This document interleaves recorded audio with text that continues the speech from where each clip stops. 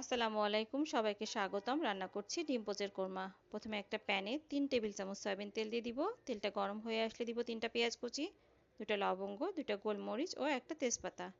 পেঁয়াজটা ভাজতে ভাজতে লাল হয়ে আসলে দিব 1 চা চামচ রসুন বাটা, 1 চা চামচ আদা বাটা। কিছুটা পানিও দিয়ে দিব যাতে মশলাটা পুড়ে না যায়। দিয়ে দিব হাফ চা চামচ হলুদের গুঁড়া, পরিমাণ মতো লবণ, 1 চা চামচ জিরা গুঁড়া, 1 চা চামচ ধনিয়া গুঁড়া, হাফ চা চামচ শুকনো মরিচের গুঁড়া। মশলাটা কষিয়ে নিব। পানিটা শুকিয়ে আসলে মশলাটা একপাশে সরিয়ে রেখে এক এক করে 5টা ডিম পোস্ট করে নিব একই পাত্রে। 5টা ডিম পোস্ট করা হয়ে গেলে দিয়ে দিব গুঁড়া দুধ ও লেবু রস মিশ্রিত 1 কাপ পানি।